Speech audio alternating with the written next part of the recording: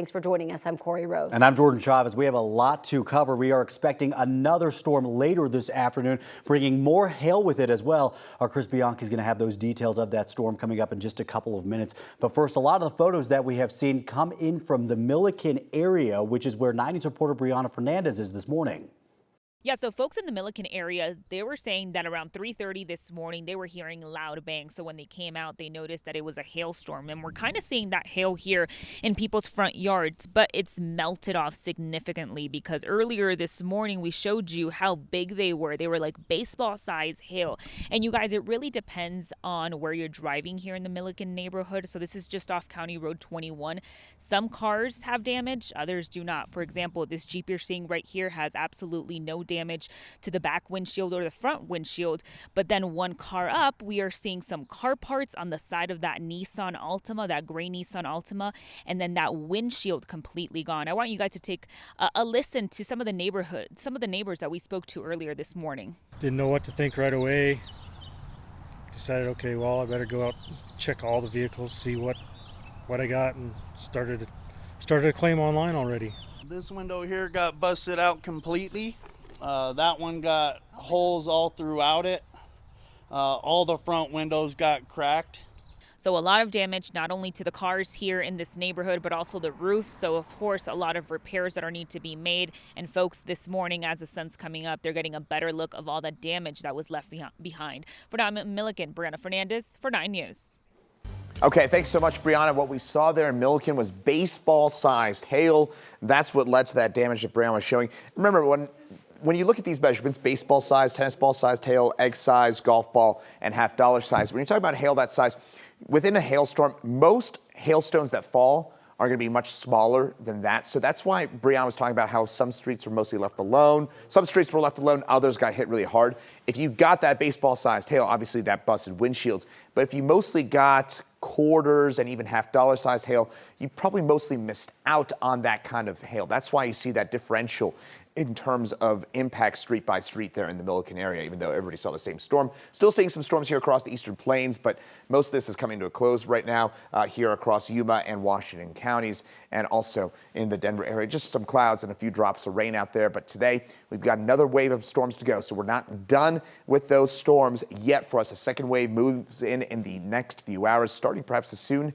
as noon for us. So we'll have more details on that coming up in the next few minutes. But going back to what we saw overnight, we'll send things over to Lauren Scafidi, who joins us from the 9 News backyard. And Lauren, we've been talking about some of the impacts that we saw there in the Milliken area.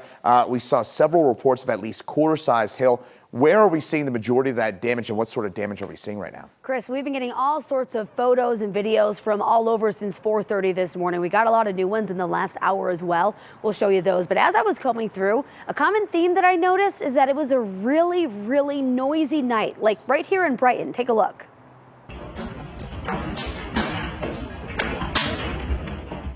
That hail was loud. That's because it was pretty big in some spots. Check this out. This is also from Brighton. Looks like the hail is about the size of a golf ball here. Over in Milliken, it was almost the size of one woman's palm. And in this photo, it looks like the hail kind of clumped together. Big hail like this caused some pretty big damage.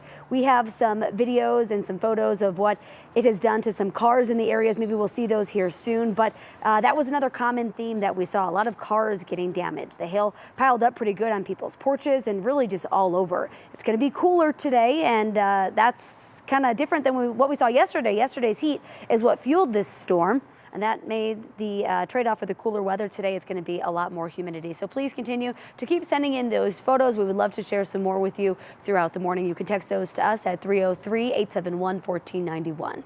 Live in the backyard, Lauren Scafidi, 9 News. Let's send things on over to weather impact.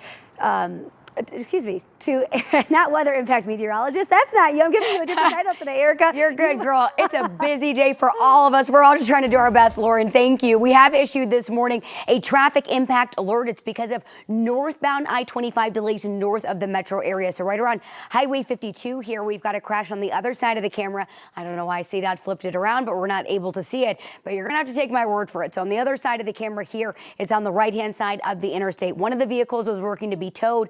We we still had a scene blocking that right lane. So folks are all kind of merging down into just 2 lanes this morning with that right shoulder and partial right lane blockage. Let's take you over to our map right now and check in. So if you're getting ready to travel from Lafayette area from 470 through Erie up toward Firestone, we are still seeing delays because of that crash that is clearing out.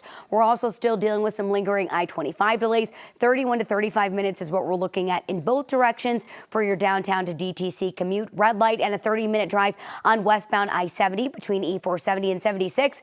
And we're up to nearing a 30-minute travel time as well on southbound 225 with delays between Iliff and I-25.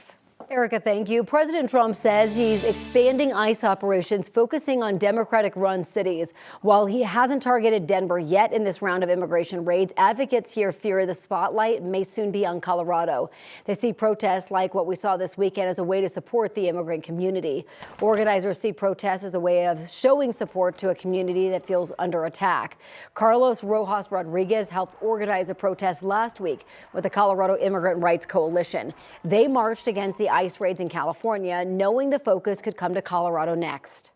We know that they are not targeting people with warrants. We know that they are not targeting people with criminal records. In order to get to this 3,000 daily number, they have to target anybody who they think is an undocumented immigrant. We've seen how clashes with police and people looting businesses can overshadow the messages protest organizers are hoping to share. The mayor and police chief here in Denver both seem to have a very low tolerance for any violence in these protests, in part out of fear it will attract the attention of the president. Over 2 days of protests last week, we saw 54 people already arrested. Today, a federal appeals court is going to take up a heated legal battle over President Trump's deployment of National Guard troops to Los Angeles. The Ninth Circuit Court is holding a hearing just days after temporarily blocking a judge's order that told Trump to give control of those troops back to California.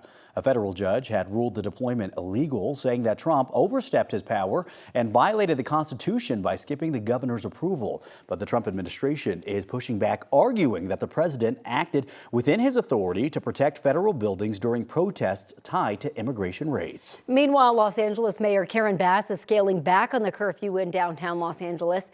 It now starts at 10 p.m. instead of 8 p.m. and it still ends at 6 a.m. Bass says the change is in response to fewer arrests in the protest area over the last few days. Bass initially enacted the curfew last week after violence erupted at some anti-ICE protests in L.A. Several businesses in the surrounding area were looted. In total, Los Angeles police have arrested 575 people since protests began on June 7th.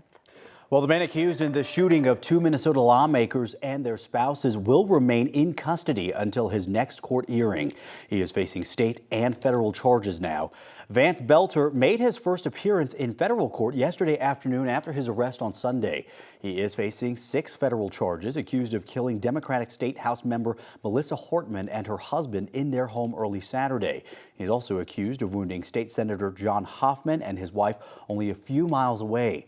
Investigators say that he posed as a police officer, and they found hit lists with a dozen names on them, including dominant Democrats with ties to Planned Parenthood and the abortion rights movement. The search for Belter lasted nearly 48 hours. It was the largest manhunt in Minnesota's history. A judge set his bail at $5 million. Now the state is increasing security for some elected leaders and giving candidates for political office a chance to scrub their personal information from online databases.